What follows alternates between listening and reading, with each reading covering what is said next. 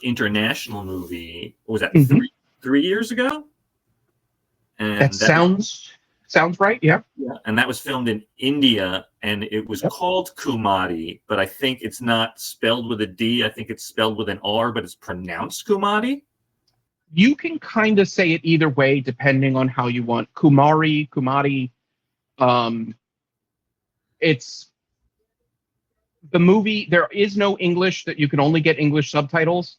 Mm-hmm. But it was dubbed, even though there's no English or no English dub. I think it's still dubbed into like 6 or 8 different languages, because Okay. India just has so many languages. That project was 2 years in the making.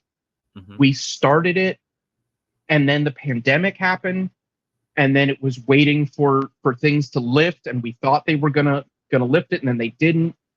So it was a lot of starting and stopping on that one.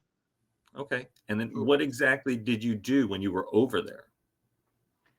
So I ended up being there for about a month, and it was my job to make sure all of the creatures of the movie looked as top notch as they could.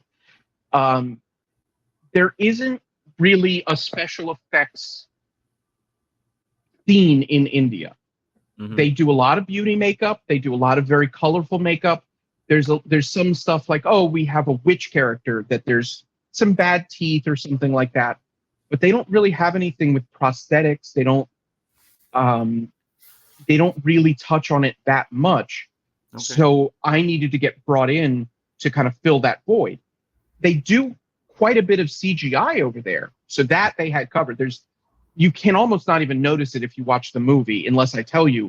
There's one character, for ease of use, I'll call it a demon. There's one demon whose legs are entirely CGI, and I couldn't even tell. I thought, oh, they went back and reshot it without the green screen pants on. Mm-hmm. But India was amazing. Mm-hmm. We had, 2 demon characters. Again, they're kind of like half god, half human characters. We had a character who was over, I think, 200, 300 years old, that was cursed that they could never die, but that they would keep aging. We had a character covered in boils. Just a lot of fun, makeup tricks that they don't know, that for someone like me, it's like, oh yeah, that's pretty easy. That's pretty standard. The creatures were a lot, Mm-hmm. trying to train their team on how to apply this stuff in real time. Okay. My first day on set was a 30-hour day. Wow. From the time we started the makeup to the time we took it off of him was 30 hours. They shot all through the night, shot stuff in the day, and then whole different scene over there. Yeah, that's some work. Now, wasn't there an interesting story about you trying to get home? So there's so many interesting stories over there. So because of the COVID regulations, Mm-hmm. Things were a little bit iffy, and we were trying our best, because if we got shut down, the entire set, the entire film was going to get canceled. Mm-hmm. There wasn't enough. So we took full precautions, everybody wearing masks, full sanitization protocols, all that kind of stuff. But we were in close proximity. We were doing this stuff, and at some time or another, most of the crew and cast came down with COVID. So I went to leave, and in the airport in the morning, as I'm trying to leave, was diagnosed positive for COVID. Oh, yeah. In India, when you test positive for COVID, they just put you in a room for an hour. They put you in a full hazmat suit, and 2 different masks, a face shield, and just put you in a room and just go, like, sit there for an hour. This was so in the airport, plexiglass room. They dress me in the thing that doesn't fit because I'm the largest person wherever I go in India.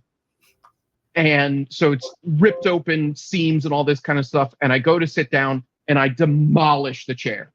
The plastic, if you imagine one of those garden white plastic brittle, lawn chairs that they have here in the US, and I just destroy it at 7 a.m. in the airport in the COVID exclusion zone. So I ended up spending a little bit extra time there. Mm-hmm. It just so happened to be the same day that I believe it was Yemen fired drones or missiles or something at the UAE, which is the UAE is Dubai, and my flight was from India. It was from one part of India to another part of India, then there to Dubai, then Dubai to New York City, and then a car ride from New York City back. So luckily, first of all, they intercepted those drones and missiles and it didn't hurt anything. But I also got to miss that. But it's just so crazy because I'm flying back and I'm like, oh, where are we on the map? Oh, we're over Iraq. Please do a good job, pilot. I don't want to go down here. But, funny story. There is a town in Iraq called Batman. Oh. Yeah.